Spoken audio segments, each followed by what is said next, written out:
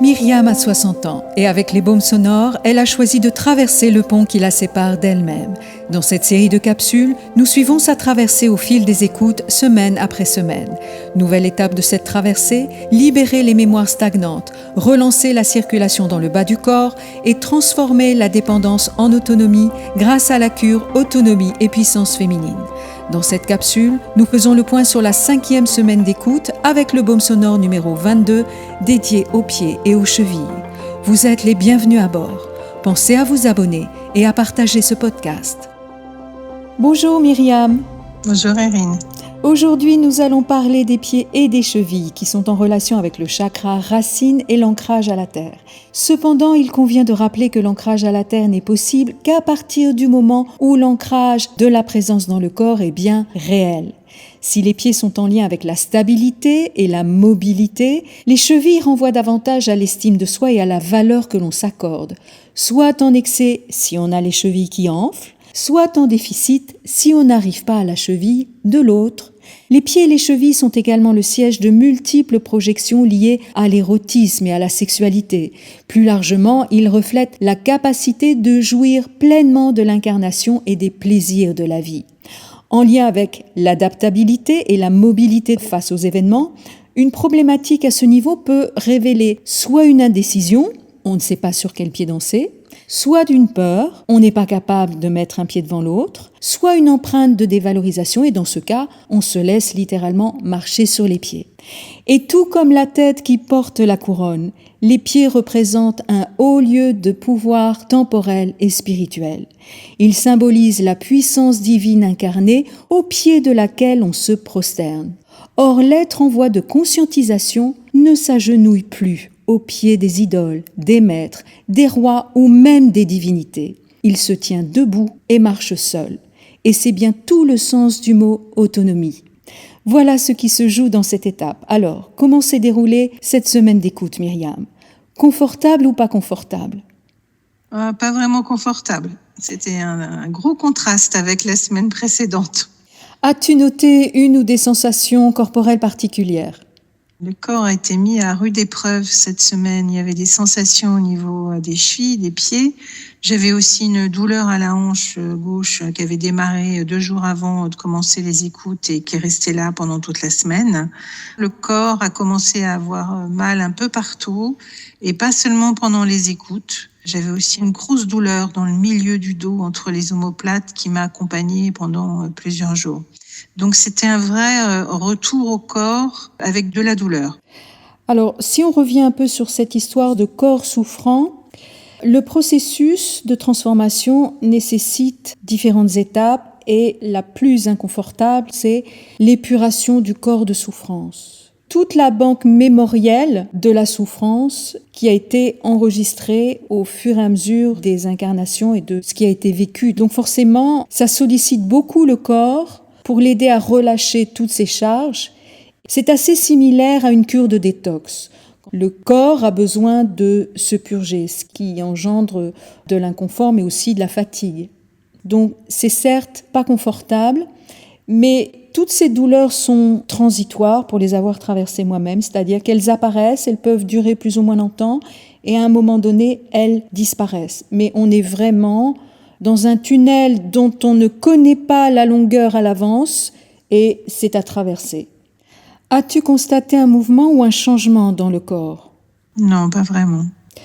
As-tu relevé une synchronicité ou un événement significatif ? Alors, c'est une semaine où j'ai senti beaucoup de lassitude, d'envie de pleurer, mais en même temps beaucoup de colère qui montait. Et c'est vrai qu'il y a eu une journée qui a cristallisé un petit peu tout ça et où vraiment j'en avais marre, quoi. Je supportais plus rien. Et en même temps, j'étais au bout de ce que je pouvais arriver à faire. Et j'étais tellement mal, on devait justement enregistrer, toi et moi, ce jour-là, que là, j'ai dit, je peux pas enregistrer, là. Vraiment. Et c'est vrai que ça a été une journée très particulière. Est-ce que tu peux donner des détails sur cette journée ? En fait, ça faisait 2 nuits déjà que notre fille se réveillait en pleine nuit, qu'elle avait besoin d'être rassurée. On avait le chat qui n'arrêtait plus de remiauler pendant la nuit. Enfin bon, voilà. Donc, des nuits chaotiques. Et c'est vrai que ce jour-là, intérieurement, je dis mais j'en peux plus, j'en ai ras-le-bol, il faut que ça s'arrête. Eh bien, j'avais en plus été dans une grande surface de mobilier et je me heurtais aux choses, je me heurtais aux gens, je perdais mon sac. C'était le chaos avec un sentiment d'absorber beaucoup trop que ce que je pouvais supporter. Alors c'est intéressant parce qu'on parle des pieds et des chevilles et là, dans cette grande surface, tu titubais. C'est comme si ton centre de gravité était en train de bouger. Sans parler de la fatigue qui s'accumule au fur et à mesure des libérations et du processus. C'est très énergivore pour le corps et pour l'être. Les êtres qui choisissent de s'engager dans ce processus, alors je mets qui choisissent entre guillemets, parce qu'en réalité, les êtres qui sont dans ce processus n'ont pas véritablement le choix. Mais ça demande quand même beaucoup de courage, beaucoup d'engagement, et c'est un processus qui est extrêmement exigeant sur tous les plans, sur le plan émotionnel, sur le plan physique, sur le plan mental. Et donc là, on s'approche quand même vers la fin de cette cure avec une fatigue profonde, mais qui est la traduction du processus qui arrive à son terme là. Alors, on sait très bien que c'est pas parce que tu as terminé une cure que le processus cesse dans le corps. Il y a une forme d'intelligence qui poursuit son œuvre indépendamment du cadre de la cure. Mais néanmoins, il y a un moment, une sorte de pic de fatigue, et là, tu as touché ce pic. Et ce pic a aussi un intérêt qui est de t'amener à un état d'usure pour permettre un relâchement à un autre niveau. C'est-à-dire que les libérations s'effectuent à hauteur de notre capacité aussi à nous relâcher. Ce niveau de détente, de collaboration consciente avec le processus permet un certain nombre de libérations. Mais il va falloir user l'ego jusqu'à la moelle pour contacter un état de fatigue, de lassitude et d'abandon qui permet un autre niveau de travail. Le processus vient vraiment éroder les résistances et les structures en place. C'est juste un état paroxystique qui permet d'aller plus loin encore. Et la preuve, c'est que au moment où nous devions enregistrer, tu me dis, je suis pas en état d'enregistrer, et qu'est-ce qu'on a fait? On a fait un soin. Et si finalement cet état de lassitude et de fatigue n'avait que pour objectif de créer les conditions idéales pour effectuer ce soin. C'est intéressant ce que tu dis là, parce que c'est vrai que c'est pas la première fois qu'on s'approche de faire un soin juste avant, en fait, un enregistrement. Et quand tu m'as dit, va peut-être falloir faire un soin, là, j'ai vraiment fait, oui, là, il faut ça. Là, je vais pas y arriver. Là, toute seule, je peux pas. Mais en réalité, tu vois ici encore que l'esprit utilise tout le matériel à sa disposition, énergétique, psychologique, etc., pour manipuler l'énergie à des fins d'évolution et t'amener à cette extrémité d'agacement, de fuck total, où là, il faut faire un soin parce que c'est pas possible de faire autrement. Il se trouvait que à ce moment-là, dans les accompagnements que je pouvais effectuer, il y avait une sorte de constante commune à toutes les personnes que j'accompagnais et qui était cette blessure liée à la chute originelle. Parce qu'en toile de fond, ce qui a émergé, c'était la culpabilité. Alors la culpabilité, on peut lui trouver du sens quand on l'inscrit dans une histoire personnelle. Et puis ensuite, on va la mettre en perspective à travers l'histoire des lignées ancestrales. Et puis on va la mettre en perspective avec des expériences karmiques, d'autres vies. Mais à un moment donné, il faut bien que cette culpabilité se soit enracinée de manière primaire. Donc, derrière cette culpabilité, il y a d'autres niveaux de culpabilité et ce que ça demandait là, c'est d'aller contacter la culpabilité primordiale. Et cette culpabilité, elle est liée à la chute lors de la première incarnation. C'est intéressant parce que tu étais quand même dans la semaine pied-cheville. C'est comme si on était arrivé au bout du bout là. et qu'il fallait revisiter la toute première incarnation, celle dans laquelle pour la première fois tu t'es mis debout sur tes pieds, pour nettoyer cette charge qui est, si je me retrouve là, sur ce plan matériel, dans un corps physique, j'ai été rejetée, j'ai été abandonnée. Parce que la première incarnation est vécue comme un traumatisme. Et c'est ce que vit un enfant qui vient au monde. Pourquoi croyez-vous qu'il hurle ? Il hurle parce qu'il passe de l'ombre à la lumière, d'un milieu fermé à un milieu aéré, d'un milieu chaud à un milieu froid, d'un milieu humide à un milieu sec. Il passe d'un état de fusion totale avec la mère à un corps qui est individualisé, même si la conscience ne l'est pas encore, mais le corps s'individualise puisqu'on coupe le cordon.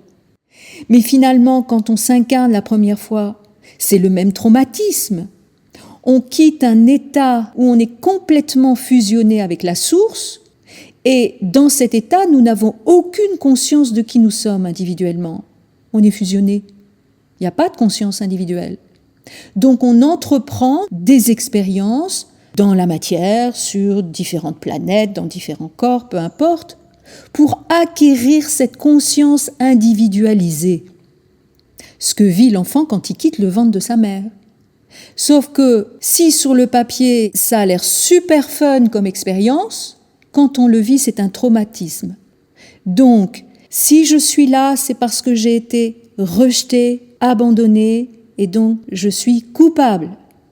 C'est la chute primordiale qui ensuite est largement entretenue dans les différents courants religieux par le péché originel, la faute avec un grand F. À un moment donné, il faut en sortir de la culpabilité. On ne va pas se flageller ad vitam aeternam. Donc c'est ça qu'on est allé chercher à ce moment-là. Est-ce que tu peux revenir sur ce qui s'est passé durant ce soin ? Ce que je ressentais, moi, en fait, c'est cette souffrance. Et c'est vrai qu'à la fin, on était quand même sur se défaire d'une vieille peau. Il y avait quand même des sensations très bizarres. À un moment donné, on a travaillé sur l'utérus. Et moi, j'avais la sensation que j'avais un serpent qui était lové dans mon utérus. Mais en plus, un serpent qui avait 2 têtes. Enfin, des trucs très archétypales. Il y avait quelque chose à un moment donné qui a eu besoin en moi de s'expulser, de se mettre au monde. Et vraiment, je me suis vue en train j'ai poussé, quoi, vraiment, comme pour un accouchement. C'était très, très surprenant. Dans toutes les démarches spirituelles, quel que soit le courant, on a toujours cherché à sortir par le haut, à ouvrir le chakra couronne, à contacter le céleste par le haut. Aujourd'hui, c'est plus du tout ça. On sort par le bas. Ça veut dire renaître en conscience de son vivant, ce qui nécessite de mourir avant de son vivant. L'ego vit des morts à répétition. Renaître en conscience de son vivant dans un processus d'auto-enfantement. C'est-à-dire que l'être doit littéralement se mettre au monde, s'expulser lui-même d'une vieille matrice mémorielle qui a fait son temps. C'est ce qui fait que tu peux ressentir durant ce soin le besoin de pousser, et c'est valable pour les hommes aussi. J'ai accompagné des hommes qui ont ressenti exactement la même chose, c'est-à-dire le besoin de pousser et puis d'expulser quelque chose. C'est le processus d'auto-enfantement, où l'être s'expulse énergétiquement d'une vieille matrice mémorielle. Et l'enfant, quand il vient au monde, il est enveloppé d'un placenta. Et ce placenta, cette poche, c'est une matrice mémorielle. Mais tout se passe sur le plan énergétique. Mais tu vois qu'il a fallu que le processus t'amène à cette extrémité énergétique pour qu'on soit rendu à se dire « bon, là, c'est ça qui s'impose ». Il y a une intelligence derrière ça. Le processus est intelligent. Et il va utiliser toutes les voies pour t'amener à vivre ce que tu dois vivre. Et en l'occurrence, c'était ce qu'il y avait à vivre à ce moment-là. Pour qu'on soit amené à faire un soin et que l'information, ça soit de libérer la culpabilité originelle liée à la première incarnation, il faut des conditions particulières. Il faut que le processus t'amène à cette extrémité. C'est paroxystique, vraiment. C'est paroxystique, exactement. Mais les plus grandes transformations le sont. Bon. Alors, puisqu'on parlait des synchronicités ou des événements significatifs, est-ce que tu as enregistré autre chose? Ça me paraît déjà pas mal, hein. Ce qui était intéressant quand même, parce que je t'écoutais et je me disais, mais c'est une semaine où j'avais vraiment envie de ne plus savoir, de ne plus contrôler et de redevenir une page blanche. Et tu vois, s'auto-enfanter, c'est qu'on va aller écrire une autre histoire, quoi. Voilà. Et dans le processus d'accouchement, il y a les contractions, mais il y a aussi le relâchement des os. Et tu as beaucoup pleuré. C'est pour ça que ça a beaucoup pleuré. Et encore une fois, c'est pas propre à la femme, hein. Là, on parle d'un processus qui est vibratoire, énergétique. Les hommes pleurent aussi. Et ils peuvent aussi s'auto-enfanter. Il est là aussi le processus d'individualisation. Tu te mets au monde toi-même. Tu n'es plus enfanté par. Tu vois ? Alors, quelle est la prise de conscience qui a émergé durant cette semaine éprouvante ? Écoute, incarner la centricité, hein, c'est pas tous les jours facile, hein. Mais je vois bien qu'il y a des choses vraiment qui avancent de façon significative. Et puis je vois qu'il y en a encore d'autres, mais c'est OK. Et comme tu le disais tout à l'heure, avant qu'on commence l'enregistrement, ça va prendre le temps que ça va prendre. Mais c'est pas simple d'accepter cette dimension-là. Surtout quand on a vécu des choses très fortes comme ça, se dire ça va prendre encore du temps et voilà, il y a encore des choses dans la matière et c'est comme ça. Mais en même temps, je me dis c'est le chemin, c'est pas grave. La prise de conscience que j'ai aujourd'hui, c'est que je suis plus dans une démarche absolument volontariste de me dire alors voilà, dans 3 mois ça s'est plié, c'est terminé quoi. Je fais telle cure, puis après celle-ci, puis après celle-là et là ça sera bon. Je suis plus du tout là-dedans. Et puis se lâcher la grappe, tu vois, relâcher la pression qu'on peut se mettre parfois dans cette œuvre qui demande un engagement, hein. Il faut être à la fois engagé et désengagé.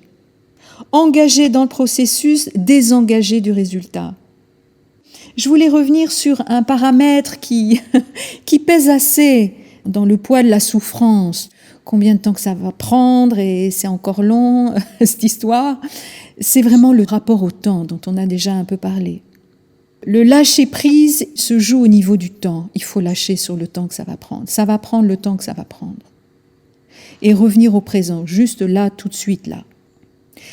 Et revenir au timing, à la conscience qu'il y a un timing qui dépasse le temps chronologique.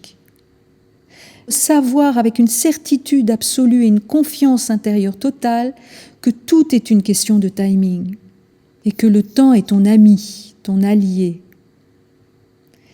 Bon, bravo pour ton engagement. Il faut quand même des êtres qui ont la carrure pour s'engager dans ce processus. Alors on pourrait dire que tu l'as choisi.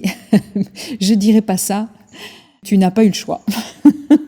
Non, c'est rentré dans ma vie et c'était intérieurement, là, il faut vraiment que je fasse ça. J'ai pas le choix. Mais vraiment, je n'avais pas le choix. Voilà. Et récemment, j'ai répondu à une personne qui me parlait de ce qu'elle vivait alors qu'elle était en pleine cure. Alors pareil, des hauts, des bas, des hauts, des bas. Et il fallait vraiment que je la félicite, comme je le fais aujourd'hui, et que je la remercie pour le don qu'elle a porté à ce monde. Parce que naturellement, ce processus te concerne, mais c'est aussi un don qui est fait au monde, lié à la conscience de l'être qui vit le processus et qui permet d'ancrer sur ce plan un nouvel état d'être et une nouvelle conscience. Ça demande beaucoup de force et beaucoup d'amour. Mais oui, mais de toute façon, j'avais pas le choix. Ben voilà. Ou plutôt, tu l'as choisi, mais il y a fort longtemps. Et voilà. C'est ça. C'est une joie de cheminer avec toi. Vraiment, c'est une grande chance, une grande joie. Plaisir partagé, ma jolie. Merci Myriam. Prochaine étape de ta traversée, le baume combiné numéro 10 dédié à la sphère féminine qui vient clore cette superbe cure. Autonomie et puissance féminine, on en parle bientôt. À très vite. À bientôt. Si vous aussi, vous sentez qu'il est temps de vous lancer dans cette traversée intérieure pour devenir qui vous êtes vraiment, rendez-vous sur le site de la marque Tenso pour découvrir l'univers des baumes sonores. N'hésitez pas à demander un conseil personnalisé, je me ferai une immense joie de vous accompagner. Rendez-vous pour la suite de la traversée de Myriam, car cette traversée est aussi la vôtre. À très bientôt.